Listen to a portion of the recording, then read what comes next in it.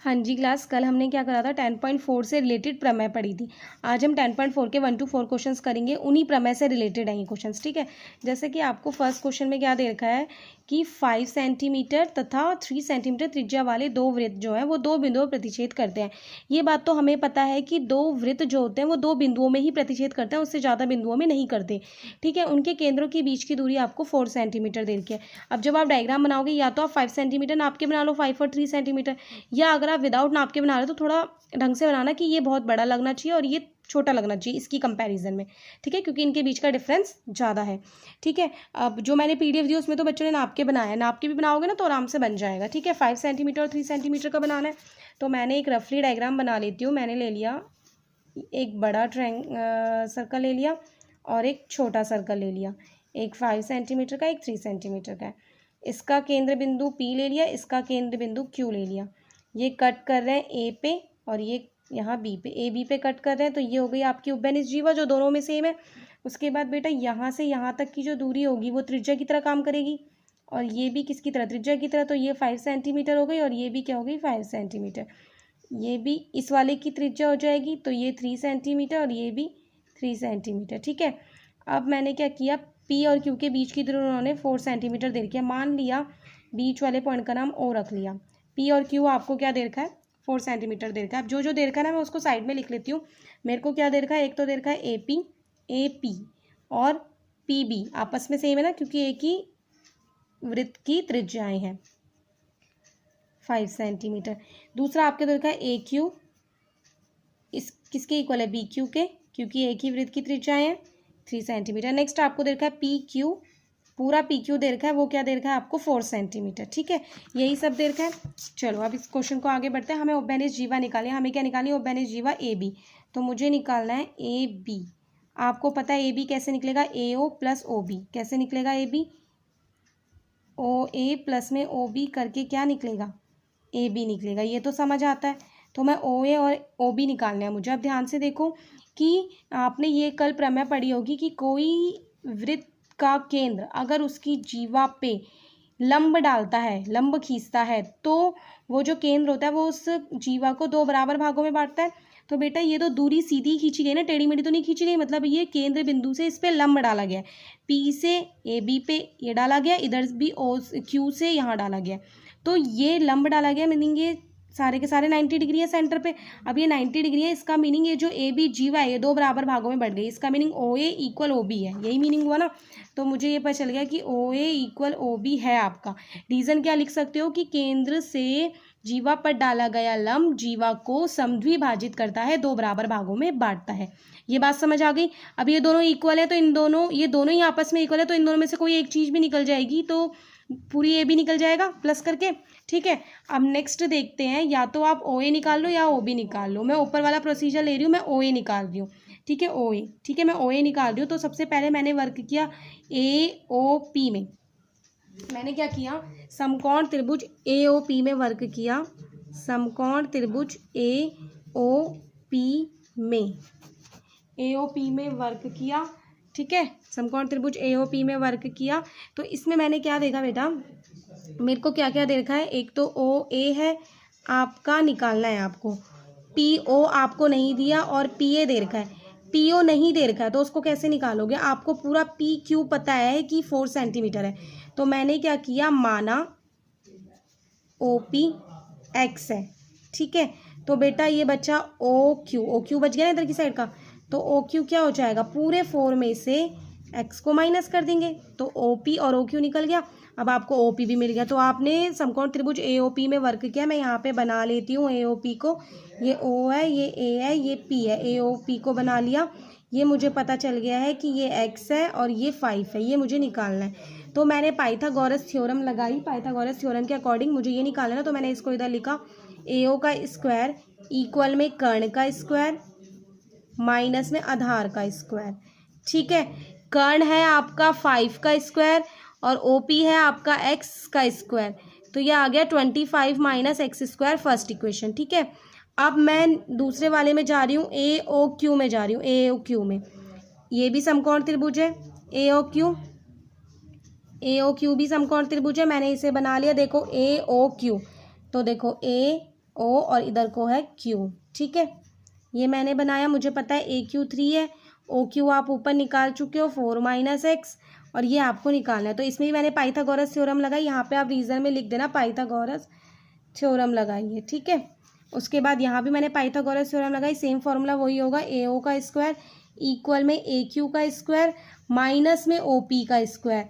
तो ये तो है 3 का स्क्वायर माइनस OP क्या है, OQ है ना, OQ, ठीक है।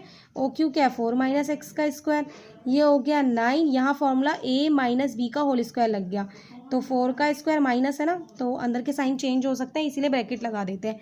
4 का स्क्वायर प्लस में x का स्क्वायर प्लस में 2, A क्या है 4 और B क्या है x, ठीक है। यह आ गया 9 - 16 प्लस x स्क्वायर 8x, ठीक है। माइनस का फॉर्मूला है तो यहाँ पे माइनस लगेगा, A - B का है ना, ठीक है। अब ये जब माइनस हटाऊंगी तो अंदर के साइन चेंज होंगे सारे, तो ये आ गया 16 में से 9 गए 7, वो भी माइनस का x स्क्वायर प्लस का 8x, तो ये आ गया आपका AO का स्क्वायर, ठीक है। अब ये बन गई सेकंड इक्वेशन। जरा फर्स्ट और सेकंड को ध्यान से देखो, फर्स्ट भी AO का स्क्वायर है, सेकंड भी AO का स्क्वायर है, तो समीकरण फर्स्ट और सेकंड से मुझे क्या पता चला कि ये आपस में इक्वल हैं, ठीक है। तो मैंने इक्वल में रख लिया, ये हो गया 25 - x स्क्वायर, यहाँ हो गया -7 माइनस का x स्क्वायर प्लस का 8x, ठीक है।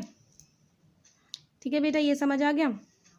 अब देखो x स्क्वायर यहाँ भी माइनस का, यहाँ भी माइनस का, इक्वल के दोनों साइड अगर सेम डिजिट सेम साइन के साथ होती तो आपस में कट जाती है। अब ये 25, ये माइनस का इधर जाएगा प्लस का, ये 8x, इनको प्लस करो, ठीक है। 8 यहाँ डिवाइड में चला जाएगा, तो x की वैल्यू आपकी क्या निकल गई 4, x की वैल्यू 4 निकल गई। इसका मीनिंग OP आपका 4 है और OQ आपका 4 माइनस, अच्छा वो है ही नहीं, OP आपका क्या है 4 है, बस हमें x पर चल गया कि मुझे ये 4 निकली है मेरी ये, ठीक है। आगे बढ़ते हैं, आपने OP तो निकाल लिया, अब आपको निकालना है OA, तो बस OP निकल गया, आप वैल्यू पुट कर दो, x निकल गया ना, x की वैल्यू दोनों चाहे इस इक्वेशन में पुट करो चाहे इस इक्वेशन में पुट करो, आपको तो मैंने AO निकालना है ना, तो मैंने क्या किया फर्स्ट इक्वेशन में मैं पुट कर रही हूँ किसकी वैल्यू को, x की वैल्यू को मैं फर्स्ट इक्वेशन में पुट कर रही हूँ, ठीक है। तो देखो मेरी फर्स्ट इक्वेशन क्या थी, मैं यहाँ पे लिख लेती हूँ, AO का स्क्वायर इक्वल में 25 माइनस x स्क्वायर, 25 माइनस 4 का स्क्वायर,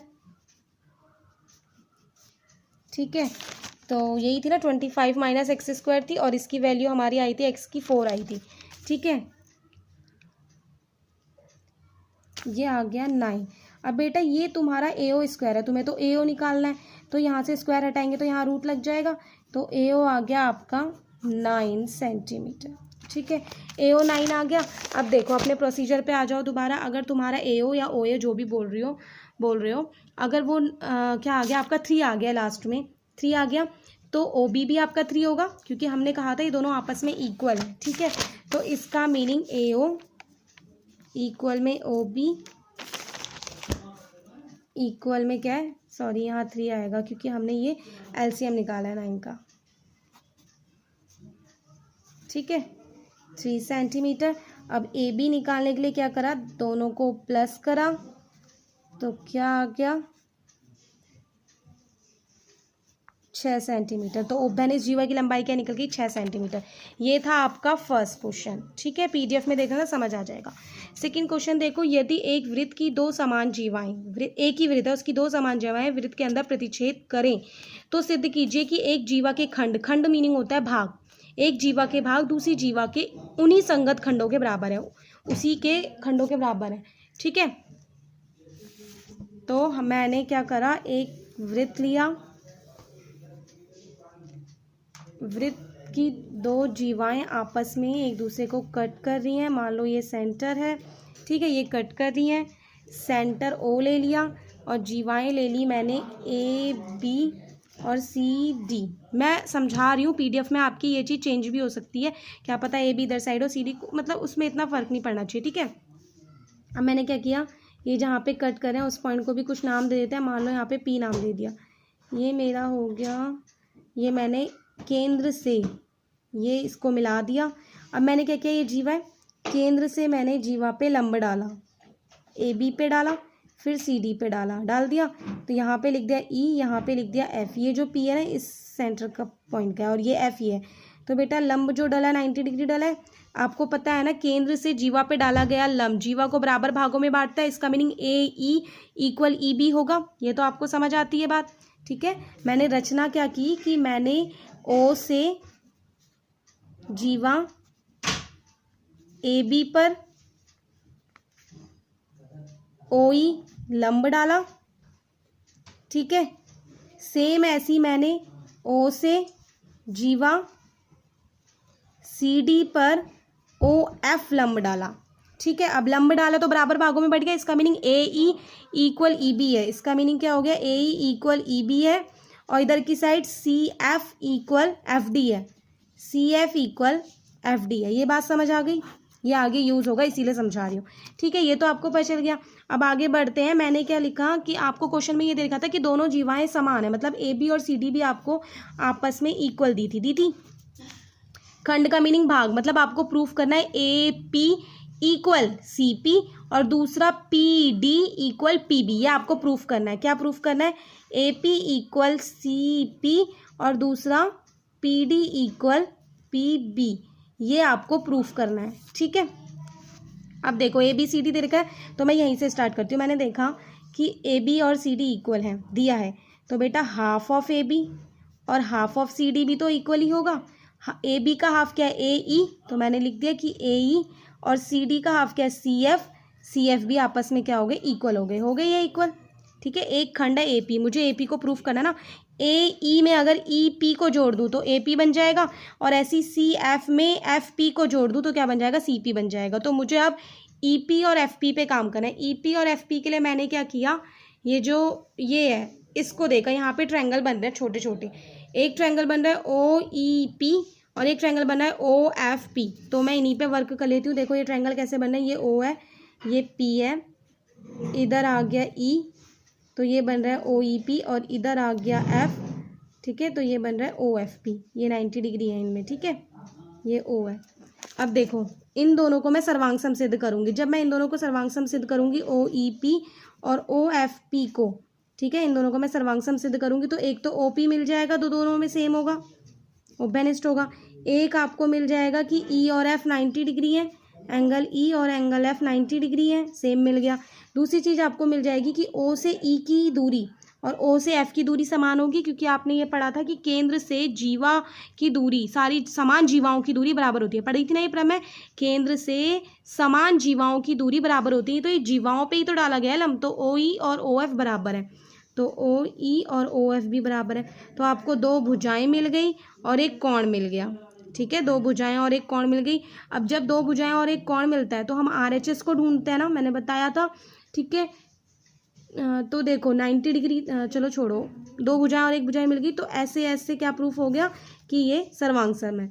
जब ये दोनों सर्वांग सम है तो इसके पार्ट्स भी आपके CPCT से बराबर होंगे। सर्वांग सम से दोगे ना, 1 2 3 तीन चीज़ें मिल गई, एस और ए, दो भुजाएं और एक कोण मिल गया। तो ऐसे सर्वांग सम सिद्ध हो गया। अब आपको प्रूफ तो क्या करना था, ई पी और पी एफ प्रूफ करना था। तो मैंने क्या किया, जब ये दोनों सर्वांग सम है तो इनके ये पार्ट्स भी तो इक्वल होंगे। तो मैंने क्या लिखा कि ई पी इक्वल पी एफ होगा CPCT से। CPCT का मीनिंग भी मैंने समझाया था अच्छे से, क्या होता है, सर्वांग सम त्रिभुजों के संगत भाग। जब ये सर्वांग सम हो चुके हैं तो इनके संगत भाग भी आपस में सर्वांग सम हो जाएंगे। अब देखो एक तो तुमने ये प्रूफ किया था फर्स्ट इक्वेशन में, सेकेंड इक्वेशन तुमने ये करी। जरा दोनों इक्वेशन को ऐड करो, फर्स्ट को और सेकेंड को ऐड करोगे तो देखो क्या आएगा। फर्स्ट क्या है, A E plus E P equal C F plus P E. A E और ई पी को प्लस करके देखो, ए ई पी बन गया ए पी आ गया। अब सी एफ और पी ई को देखो, सी एफ और पी एफ है, यहाँ पे पी एफ है, सॉरी, ठीक है। ये देखो ये पी एफ है, सॉरी, हाँ पी एफ, ठीक है, पी एफ, ठीक है। तो इनको प्लस करके देखा तो मेरा आ गया सी पी। मुझे यही तो प्रूफ करना था। तो एक खंड प्रूफ हो गया। अब दूसरा खंड है पी डी और पी बी। मैंने देखा कि ए बी पूरा बराबर है सी डी के। अगर मैं ए बी में से ए पी को माइनस कर दूँ तो पी बी ही तो आना है, ये पी बी। ऐसे ही मैं सी डी में से सी पी को माइनस कर दो, डी पी तो आना है, ये पी डी, तो वही मैं यहाँ पे करूँगी। एक खंड तो प्रूफ हो गया, इसको मैं बना लूँगी थर्ड इक्वेशन। और ये जो तुमने A B equal C D बनाया था ना, इसे फर्स्ट बनाना, फिर ये सेकंड बनेगी, ठीक है, और फिर ये वाली आपकी बनेगी थर्ड, और ऐड करोगे आप सेकंड और थर्ड को, एक एक इक्वेशन बढ़ा दिए, ठीक है, और ये बन जाएगी फोर्थ। तो अब देखो फर्स्ट में से ए बी और सी डी में से ये माइनस करनी है फोर्थ, तो मैंने क्या किया, फर्स्ट इक्वेशन में से फोर्थ को माइनस किया, तो मेरा आंसर देखो क्या आया, A B minus A P equal C D minus C P, ठीक है। तो ए बी में से ए पी माइनस हुआ, देख लो ए बी में से ए पी माइनस हुआ, पी डी बचा, नीचे का पार्ट बच गया। ऐसी सी डी में से, इस सी डी में से सी पी माइनस हुआ, डी पी बच गया, दूसरा खंड भी प्रूफ हो गया दूसरा खंड भी प्रूफ, यही तो करना था हमें, बस ये दोनों खंड प्रूफ हो गए। ये था आपका सेकंड क्वेश्चन। अब थर्ड क्वेश्चन क्या बोलता है, सेम है इसी की तरह, यदि एक वृत्त की दो समान जीवा वृत्त के अंदर प्रतिच्छेद करें तो सिद्ध करो कि प्रतिच्छेद बिंदु जो होता है वो केंद्र से मिलाने वाली रेखा जीवाओं से बराबर कोण बनाती है। तो पहले मैं बना लेती हूँ सर्कल, उसकी दो समान जीवाएं ना, सॉरी उसकी दो जीवाएं कट कर दिया ना, तो एक जीवा ऐसे हो गई और एक जीवा ऐसे हो गई, ये सेंटर है आपका ओ, ये गलती से हो गया, ठीक है, ये कट कर रही है पी पे। आपको बोला है कि समान जीवाएं जो हैं ए बी और सी डी, जो समान जीवाएं हैं वो एक बिंदु पे कट कर रही हैं, और उन्होंने बोला है कि प्रतिच्छेद सिद्ध कीजिए कि जो प्रतिच्छेद बिंदु है वो केंद्र से मिलाने वाली रेखा, प्रतिच्छेद बिंदु केंद्र से मिलाने वाली रेखा के साथ जीवा पे समान कोण बनाता है। तो आपको ये बनाता है ना समान कोण, है ना, आपको ये प्रूफ करना है कि ये ई हो गया, ये एफ हो गया लंब, पहले वाले क्वेश्चन की तरह करा, ठीक है। आपको ये प्रूफ करना है कि ये कोण इक्वल है, ठीक है, ये कोण इक्वल प्रूफ करना है। तो सिंपल इन दोनों ट्रायंगल को क्या कर दो, कोण सर्वांगसम सिद्ध कर दो, और ये दोनों सर्वांगसम मैंने सिद्ध यहाँ पे किए थे। पहला क्या था, O P equal O P, इसमें भी सेम वही हो जाएगा, O P equal O P. दूसरा क्या था, ई और एफ 90 डिग्री, इसमें भी ई और एफ 90 डिग्री हो जाएंगे। तीसरा क्या था, ओ ई और ओ एफ, ये क्यों था ओ ई और ओ एफ, ओ ई और ओ एफ, क्योंकि केंद्र से दो समान जीवाएं बराबर दूरी पे होती हैं, तो ये भी हो जाएगा, ये सर्वांगसम सिद्ध हो जाएगा, तो इसके ये वाले जो पार्ट हैं ये भी इक्वल हो जाएंगे। तो थर्ड क्वेश्चन तो सिंपल है, सर्वांगसम सिद्ध करना है, डिट्टो इसकी तरह है, ठीक है, डिट्टो यही पॉइंट होने चाहिए। तो ये था आपका थर्ड क्वेश्चन। अब फोर्थ क्वेश्चन क्या कहता है, बाकी थोड़ा बहुत आप पीडीएफ को देखोगे ना, समझोगे, समझ आ जाएगा, बस आपको समझ आना चाहिए आपको प्रूफ क्या करना है, मैंने ये बता दिया। फोर्थ क्वेश्चन क्या बोल रहा है, यदि एक रेखा दो सकेंद्री वृत्त, सकेंद्री मीनिंग होता है जिनका एक ही केंद्र हो, लिखा है एक ही केंद्र वाले वृत्त, जिनका केंद्र ओ है, ये दे रखा है आपको, केंद्र ओ है, डी पर प्रतिच्छेद करे, ए बी सी डी पर प्रतिच्छेद कर रही है, तो सिद्ध कीजिए A B equal C D है, ठीक है। इस डायग्राम को ध्यान से देखो, ये डायग्राम मैं यहाँ बना रही हूँ, एक सर्कल ऐसे है, एक सर्कल ऐसे है, इस पे जीवा जा रही है, ये ए बी सी डी, और ये दोनों का केंद्र है, ठीक है, और ये केंद्र है ओ। मैंने क्या किया, केंद्र से लंब खींचा एम, कोई प्रॉब्लम, ये खींचा है जस्ट, मुझे प्रूफ करना है कि ये A B equal C D है। आपको पता है केंद्र से जीवा पर, ये जीवा की ही तरह तो काम कर रहा है, जीवा पर डाला गया लंब जीवा को दो बराबर भागों में बांटता है। तो पहले हम छोटे वृत्त को लेते हैं, छोटे वृत्त के अकॉर्डिंग ओ ने बी सी पर बिंदु ओ से बी सी पर हमने ओ एम क्या डाला है, लंब डाला है, क्या डाला है, लंब डाला है, और लंब डाला तो इसका meaning B M equal M C होगा, B M equal M C, first equation. बड़े वृत्त के लिए देखेंगे तो बड़े वृत्त में हमने क्या करा, बिंदु ओ से ही ए डी पे क्या डाला है, ओ एम लंब डाला है, ठीक है, इसका meaning A M equal M D होगा, A M equal M D होगा, ये बन गई सेकेंड इक्वेशन। जरा ध्यान से देखो, ये है ए एम, ये है बी एम, अगर मैं ए एम में से बी एम को माइनस कर दूँ ए बी आएगा, तो मुझे सेकेंड में से फर्स्ट को माइनस करना है, तो मैंने क्या किया, सेकेंड माइनस फर्स्ट। सेकेंड क्या है, ध्यान से देखो, सेकेंड है आपकी A M minus B M equal M D minus M C. A M में से बी एम गया, बच गया ए बी, एम डी में से सी एम गया, बच गया सी डी, और यही मुझे प्रूफ करना था। तो फोर्थ क्वेश्चन तो बहुत इजी था। फर्स्ट क्वेश्चन थोड़ा सा टिपिकल था, उसे ढंग से करना है। सेकंड क्वेश्चन में भी थोड़ा सा टिपिकल था, ठीक है, उसको भी ध्यान से करना। थर्ड क्वेश्चन तो डिट्टो सेकंड क्वेश्चन के इस पार्ट की तरह है। ये छोटे से पार्ट को जब मैंने सर्वांग समसियत किया डिट्टो उसकी तरह है, सेम वही लाइनें लिखाई हैं, सेम यही लिखाया है मैंने, ठीक है। और फोर्थ तो बहुत ही ईजी है। तो ये हो गए आपके 1 to 4 क्वेश्चन 10.4 के। इन्हें ढंग से करना है, ये एक्सरसाइज बहुत इंपॉर्टेंट है। इस चैप्टर में 10.4 और 10.5 आपकी बहुत ही इंपॉर्टेंट है, तो ढंग से करना है इन्हें। बार बार वीडियो देखो अगर समझ नहीं आ रहा है, बट ढंग से करो।